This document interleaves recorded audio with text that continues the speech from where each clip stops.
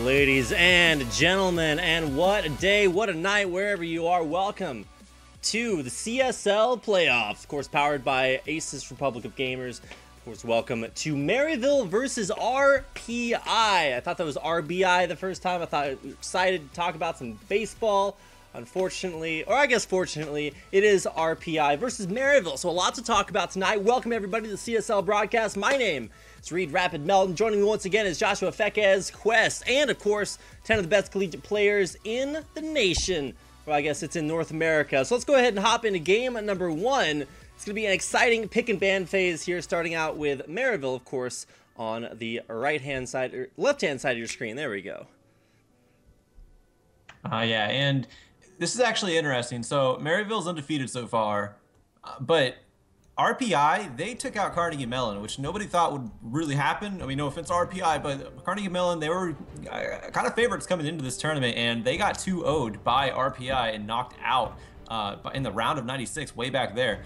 We're in the round of 16 now, and RPI is still here. So Maryville undefeated, and they're very popular. A lot of people know these players, but they should not be underestimating RPI coming in here. Oh, absolutely. I did update the scoreboard on the screen. But yeah, like you said, taking out Carnegie Mellon, no fee. The guy's got Mano Haxor. I think probably the most famous player that people might remember from Maryville would be Mega Zero, former LCS player for Complexity. But we got some all-new talent here. And for Maryville, you guys might recognize these guys because Maryville actually has one of the best collegiate programs in the country for esports available at their school. And they picked up some of the top North American Challenger talent to be on their team. So let's go ahead and talk about what these guys are going to draft here, because we are in picks and bans. We should probably talk about a few of those.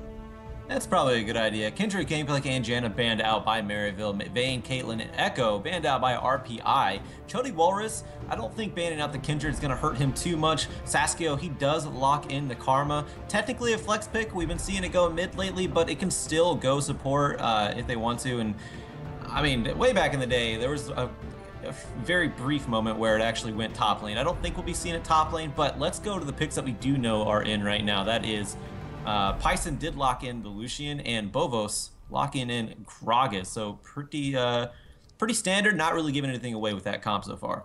Right, and it will be interesting to see if this is a Rek'Sai lock-in for Chody Walrus. Generally, there's kind of a tier list for junglers, and it kind of goes things like Kindred, Graves, Gragas, Elise.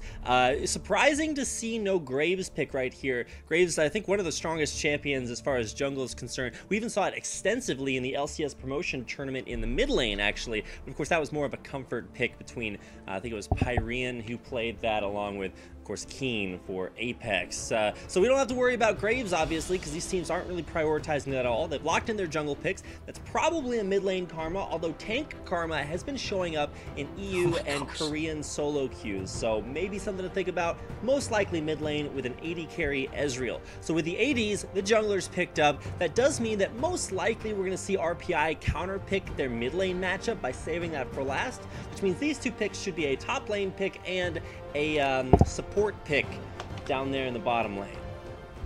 And they are hovering over the tree. Maokai got a little bit of a buff to him. Let's see if it's enough. And yes, Deb and Paston actually lock in Maokai and Alistar. So there's a big front line coming out from RPI with a lot of engage. So they have an idea going into this one. They're still missing their mid laner, like you said, going to be counter picking that one. And that's going to be crucial considering the massive front line they have. They need a huge powered mid laner in that mid lane for RPI. But we'll see. We'll see what Maryville decides to pick up here. Now, I was going to say, Lulu is still left up. Maryville are hovering over it, because the reason you want to pick Lulu here is not necessarily for their team comp, but if you give Lulu away, I think Origin actually ran a pick like this not long earlier today, where you pick 4 tanks and then or 3 tanks, a support, and a high damage AD carry. You can also do it the other way, run 2 tanks, 2 supports, and a high damage AD carry, which is sort of what they're flexing there with the Alistar pick. Fulfills both roles. Support, tank, he's looking good. Why is there Darius on my screen? Prototype Black! Locking it in. Why is there a Darius here? Fekez, can you shed some light on that? I mean, well, he has an axe. He's going up against a tree. Makes sense to me. That's that top level analysis right there. Yeah, big fan. I mean, axes versus trees. You can also run top lane Brand, fire trees. Like that. I mean, Pokemon taught me that much analysis. And oh my gosh, there we go. It's a lock-in on a champion I haven't seen in the mid lane for a while, Yasuo for Steb. And while yes, it is somewhat a comfort pick, the bigger thing for me is to see, you know, the combo ability. See, I was just thinking here, hey man, we got a big tank line, but then you don't necessarily count the knockups because you don't necessarily expect Yasuo either. It's going to be good against things like Karma and Ezreal, great against Poke, and of course, hey man, Lux in the mid lane, you're going to be able to stop everything. So Windwall is a great pick to have here. I think one minor change would be to pick up a Braum instead of an Alistar. Unbreakable and Windwall are both great spells to have against Poke teams. And of course, anytime you're playing against a Poke lineup like has been drafted here for Maryville, you need lots of hard engage and flank potential. Maokai offers a lot of that. And of course, you've got explosive cast from Gragas coming up as well. And all of that's going to combo into Yasuo. Super exciting lineups on both sides.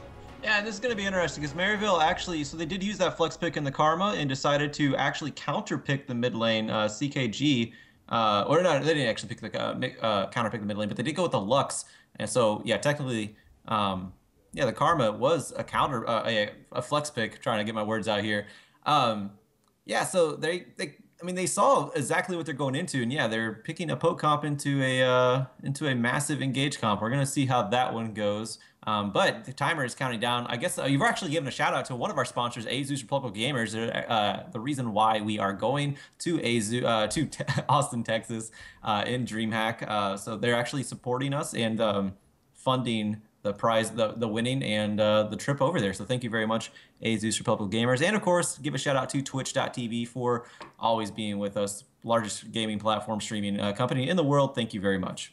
Yeah, absolutely. And of course, last but not least, man, we got to give a shout out to Brain Gear. If you guys are big fans of, you know, getting in gear in game, then pick up some Brain Gear. It's a nice vitamin, organic supplements you can put into your body to help pump you up when you play. Of course, a list of all of the vitamins and more are available at braingear.com, so go check them out. Thank them for supporting us. And of course, we do want to thank, you know, this show made possible by viewers like you. Sounds a little bit like PBS, but thanks for coming out and watching, for supporting collegiate esports, and make sure to stick around because we've got a couple of minutes of some advertisements, some loading in, and then we will be into game number 1 of this best of 3 series between Maryville and RPI. We'll have coming your way here in just a second, so don't go anywhere. We'll be right back. Melody you ever sung to me floods my memory. I can't breathe. I vow to right this wrong. I promise here and now. I loved you all along. I threw away my crown. I lost my sanity.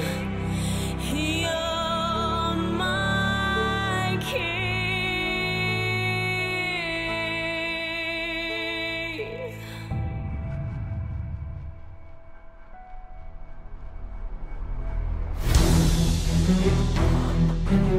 I'll bring you back, my Valkyrie. You're coming home, never lost hope.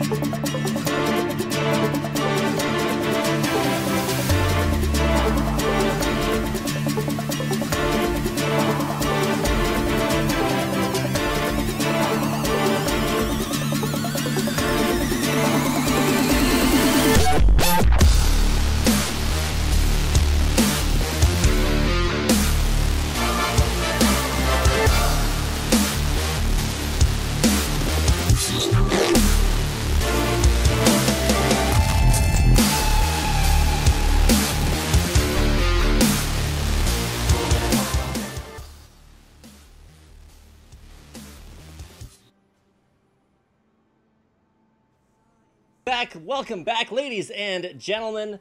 We are into our first game of the day, and if we can get that game actually available to show to you on your screens, that'd be super cool. So while I work on that, we're gonna get a brief radio broadcast here from young Fekez and see if we can't get this working out.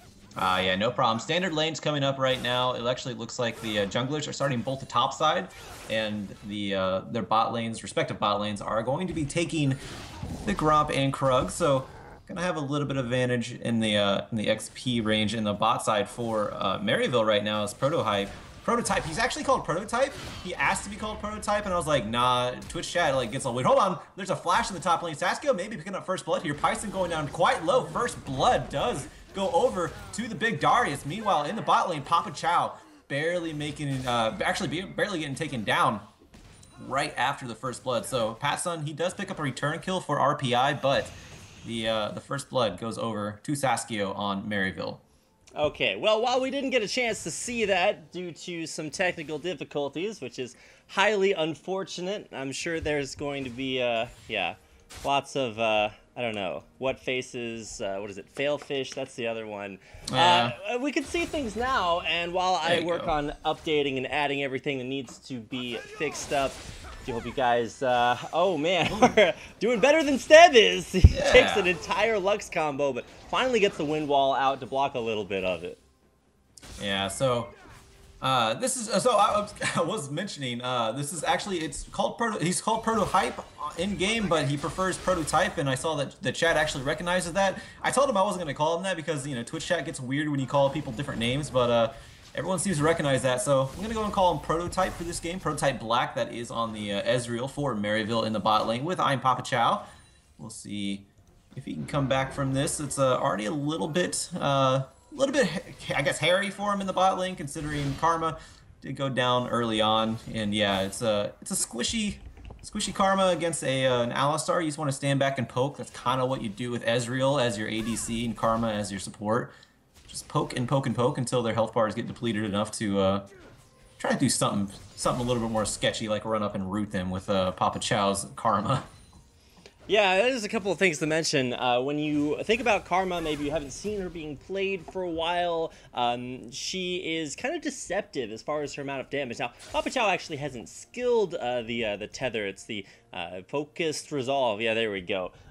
Which is just kind of signals more of a focus on poke-based gameplay rather than actually trying to, you know, root somebody up for ganks. No ganks coming in. You don't necessarily need the tether. Better just buff up the poke by putting more points in your queue. And so Papa Chow actually taking a little bit of an early trip back to base here too. Most likely just looking for some extra ward coverage. And yeah, there picks up the pink ward, heads back to base. When was the last time you recalled the base for only a pink ward and then walked back into lane, Fekez? Well, probably not very often. Papa Chow, he wants to keep control of the vision in that bot lane, and I don't blame him. As Saskio still has a teleport, and as does Python. Well, actually, no, Python has used the teleport, but they do not want a surprise gank coming out from the teleport of Python. But hold on, speaking of Python, he's being drawn in by Saskio. You can call it apprehending him. That's technically what it is called. He's getting chucked down pretty low. Who's going to get it? It's Chody Walrus, my favorite name to say. Chody Walrus picking up that kill. Definitely a big fan, and it's going to put Maryville ahead just a little bit. And look at all those sunlight, or I guess it's not sunlight anymore. That's Leona. It's going to be illumination procs from Lux. Cat God coming up big there in the mid lane on Steb. Yeah, that was a very nice walk through the wind wall. It blocks skill shots, but not champions. So you can actually just walk through it if somebody like Yasuo is not in range of his Q, or he's already used his Q. If he's rooted down, he can't really can't dash to you, and even if he did dash to him, he would have taken a turret shot. So very nice play by Cat God. Probably one of the more popular players on Maryville, and for good reason. He's a pretty phenomenal mid laner, and gonna see him play against Steb on this Lux. Quite the pleasure here, but we have a gank in the bot lane. Nice flash from Papa Chow. He's going to be able to make it out of that pulverized. Prototype Black needs to be careful, but Chody Walrus, he is in the area as well. Not going to be able to get a knock up onto anybody. But a flash down for both supports so far. And man, flashes being down here in the bottom lane means that opens up my favorite kind of ganks. I call them NASCAR ganks because you just keep driving around in circles until you come back to the lane over and over again. Because, hey, you blow the flashes the first time, come back again, you possibly get a kill. If you don't, maybe you chunk them out and force them back to base. And if not, you can always just come back again. That's basically describes my top lane experience right there. But, man, look at top lane. This is actually kind of an interesting experience. We haven't seen Darius in competitive play for a while. He's a big lane bully, and it's very hard to fight him straight up. But he's very immobile, and he's relatively easy to gank. As long as he doesn't double kill you. So something to watch out for, because as a champion that we haven't really seen in competitive play, I'm interested to see what Saskio can do on him. And currently, man, look at that CS differential. Up against the 0-2 Maokai, and he's like tripling him in CS almost. So well, let's not get ahead of ourselves. At least doubling him, and it doesn't look like it's going to change anytime soon. Yeah, he's doing incredible on the Darius. He still has teleport. Could be looking for something, especially if RPI's bot lane pushes. There is a ward in the backside of the far brush, so that's a very good, very prime spot for a teleport. And that is one of the Darius's weaknesses. He has to walk to you. He doesn't have a gap closer. He can bring someone closer to him with the apprehend, but still, you have to get close enough. But when you have a teleport laid up properly, you can flash apprehend somebody pretty well. And once you do that, have them in your grasp. If you're Darius, you're more likely going to kill him, especially if you're this far ahead of the enemy top laner, who, if he teleports too, he's going to lose a whole lot of experience in the top lane. Oh, definitely. Yeah, you got to make sure that as a top laner, you know how to not only just win your lane, but know how to play from behind. And that's something that Maokai right now is having a lot of struggles doing. You can see Darius Saskio, he's walking all the way into the enemy jungle just to check for any other junglers. He's walking basically wherever he wants. And so Pyson sees that he's out of lane, and that really sets Chody Walrus up for a good, strong gank here. If that's what's going to happen, I got to keep my camera up here. Direct-to-camera doesn't know what's about to happen. We're going to see that come out there. There's the knock-up. Oh! Flashing the apprehend, so not going to get a kill this time, but a flash down for Pyson. Very nicely played by Maryville. That's right, lots of flashes down, top lane support, both being used there for RPI. And that means that as we take a little bit more time to sort of take stock of where we are in this game, you can see there's about 1,000 gold advantage for Maryville, but I think the bigger advantage comes from them just having a decent lane phase. Prototype, Arcane Shift away. Man. It's like a low cooldown flash. He is out of there. And so what's important for this poke composition is that they have not necessarily a strong early game, but that none of their poke damage gets completely shut down. Because as soon as that happens, your whole team comp kind of starts to fall apart because your poke just doesn't do all that much damage. But ooh, laser coming out. And more importantly, Lux's laser doesn't get blocked by Wind Wall, which is kind of weird because you'd think that it would, but it's actually a line of projectiles on the ground. And so it's not a projectile that flies through the wind wall. It just like kills anything in this straight line.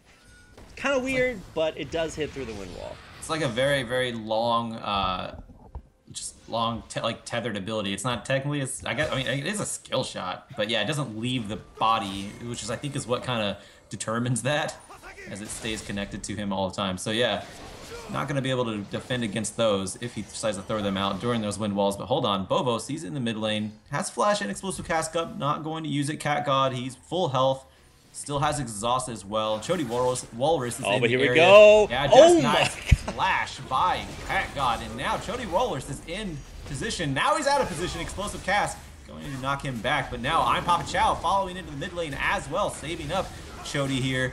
He is going to stay alive, so is Desk, but Deb is not, because Saskio made a roam from the bot lane. He's going to flash. He's going to get a double kill underneath the turret, and he is going to walk out with style. So very nicely played by Saskio. 301 on the big bully Darius now. And this is what is so scary about Darius, other than those spiky shoulder pads, is that when he starts to get ahead, the snowball is pretty real. He creates a zone around him that is just so high pressure, you just can't go near him. And that's really cool for this, not necessarily, full poke comp just yet. We haven't seen those big 5-mans, but it creates this zone around him that means that he can just pressure forward.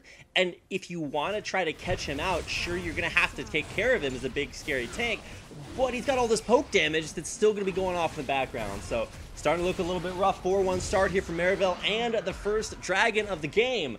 looking good. However, it's not the only story of this game. We still have a pretty decent AD carry there for RPI, Pat's son. He's putting in solid work. He's about 10 CS down, but as a Lucian with a bunch of big tanks to support him on this big knock-up Yasuo comp, he's going to have a lot more presence in these team fights than guys like Prototype Black, who will still need to run from this big tank line. Bovos, he may be going down here. One auto attack does it. Prototype Black picking up that kill, and now Patson locked down. Chody Walrus is in the bot side, picking up that one, and now Desk all by himself. No ultimate. He's going to go down. Double kill for Chody Walrus. Man, you might be a big fan of saying his name. Me, maybe not so much, but you can't help but do it when he's making plays like these. Down in the bottom lane, he's like, hey, Sasuke, take a look at the scoreline, man. I'm up there too.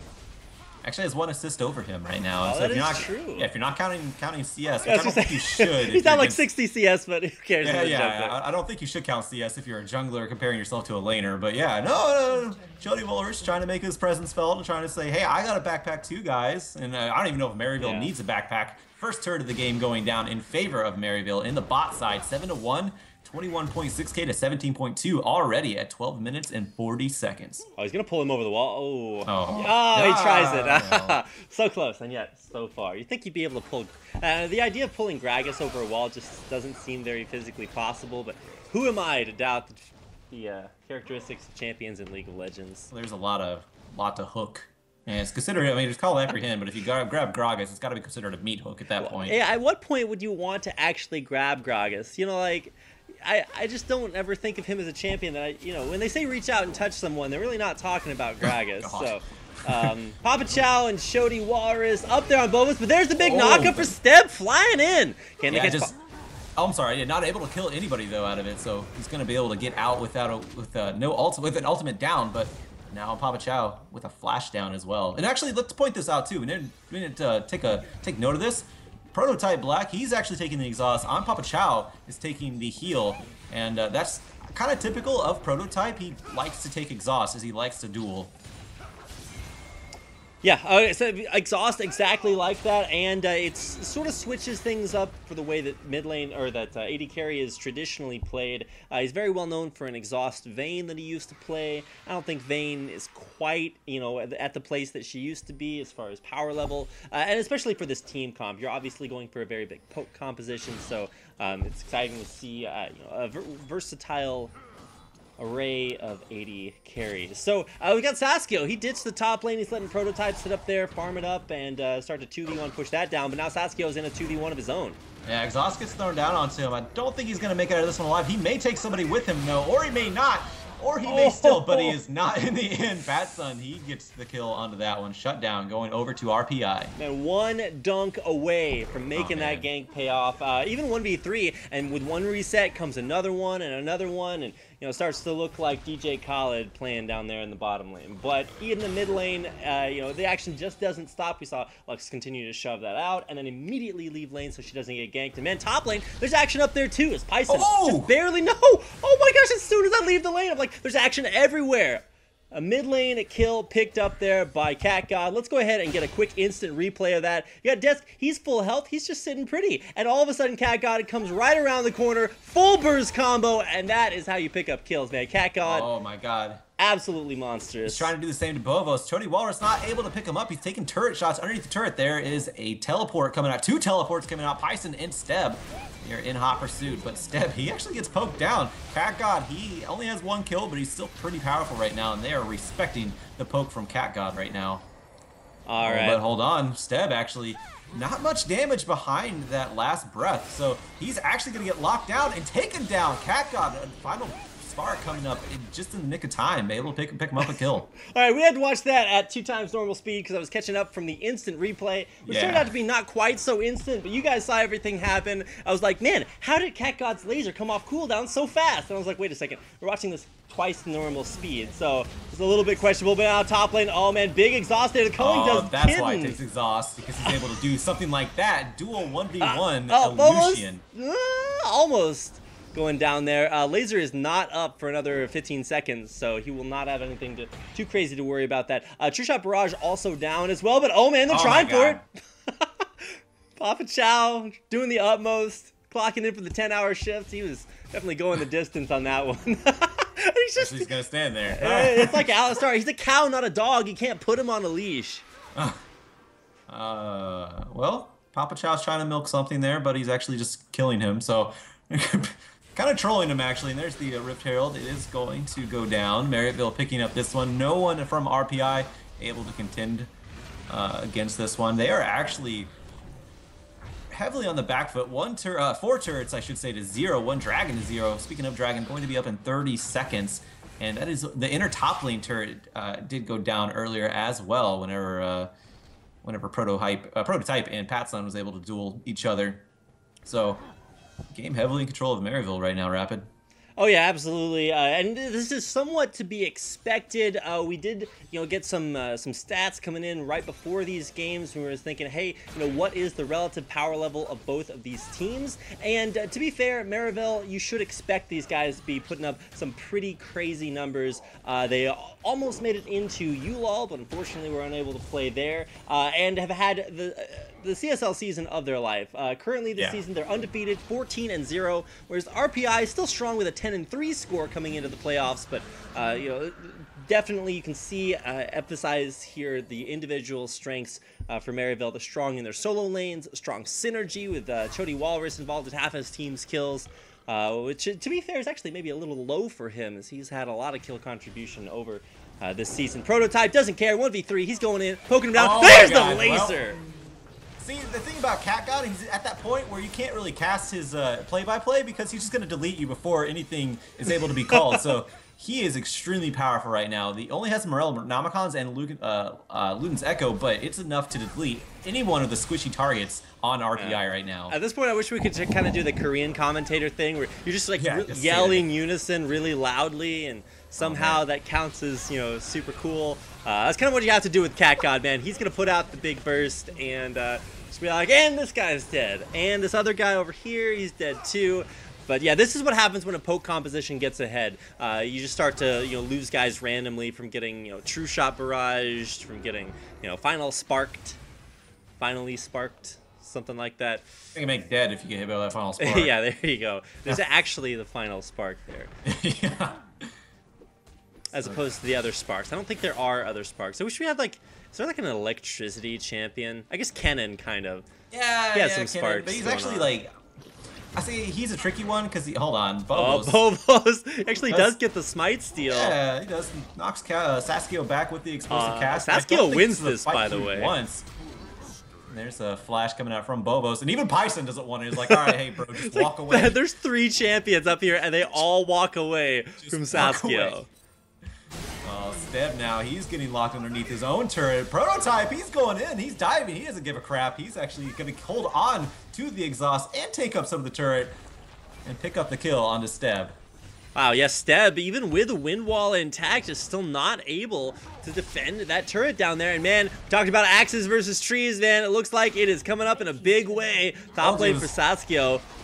He does get that extra attack damage. I'm not sure he can come in there, but wow, that true damage. Actually ridiculous. I told you that was really good analysis pre-game. Axe versus tree, you clearly see who's winning here. And Saskio barely able to not take out Pyson there. I think one more auto attack, maybe one more empowered auto attack with his W would have been able to do it with the ult as well. But able to drive him back and give him a little bit more to think about. Saskio also went back. Both teleports are up. I don't think Pyson is going to be using his because, I mean, if you're RPI, you probably shouldn't be making it out of your base right now. They have no inner turrets right now. They only have inhibitor turrets. So Saskio, he's going to be the one to be using his teleport. Maybe even to split push, as the Baron is a big opportunity right now for Maryville, even at 20 minutes. But hold on, Bobos is going to try to pick up something here. But so is Cat God and Patson trying to pick up Cat God in return. Explosive Cast is actually going to knock him into safety. So misplay here, but now Chody Walrus, he's on the back lines, but he's tanky enough to soak up everything. Now Saskio, speaking of tank, just got hit with the last breath, but he doesn't give one crap because he just destroys Steb. And now Maryville running all over RPI. They are too far ahead, 3 for 0 right now. Only 1 blinking health bar on the side of Maryville through that whole transaction. Wow, It doesn't get much more dominant than that. Gotta give a little bit of credit to Bovos here for still being brave enough to go for this Baron seal, but he's gonna be a reset there. And okay, he wasn't a reset, but he still died. And at this point, I think only Baron Nashor can turn this one around, because it's actually doing a lot of damage here to Maryville. Turns out they do a lot of damage right back, and that will be the first Baron of the game. 21.5 minutes going to Maryville University. And that's the thing about Maryville too, is that when you think you have them even remotely dead, well, A, there's an explosive cast factor in there, which that was unfortunate for Bobos to actually knock Cat God out of the way, but there's also shields upon shields, literally 3 shields that Maryville can put on themselves. An AoE from I'm Papa Chow, and Cat God with his E throwing it out, and it actually stacks now rather than refreshes, so it's quite a powerful shield from Lux at this point. Isn't that just 2 shields, Fekez?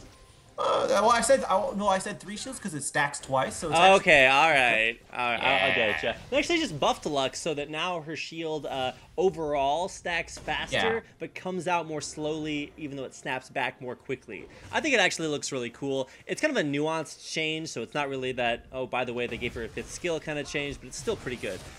Nonetheless. So Baron buff in hand, and Baron buff is the worst against poke teams because, oh man, look at that.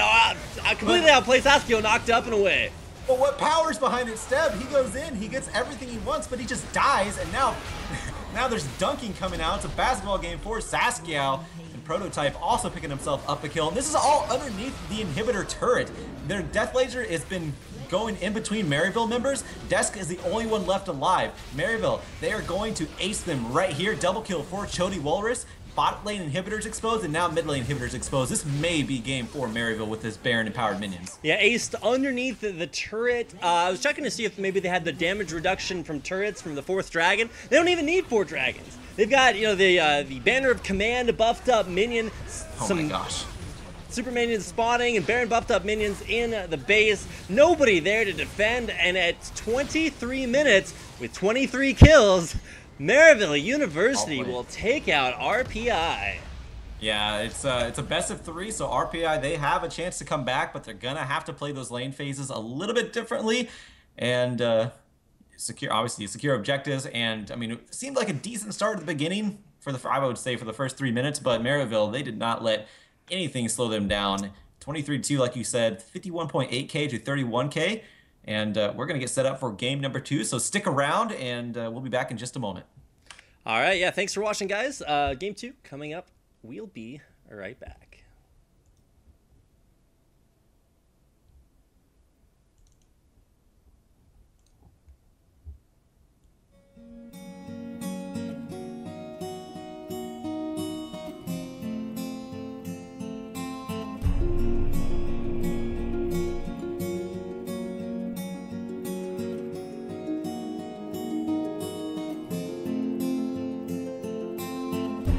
Flowers that bloom in the darkness, it's a sighting that is rare to come across. Nobody seems to have noticed that the power that could be bestowed is lost, riding through the twilight. This armory protects my heart.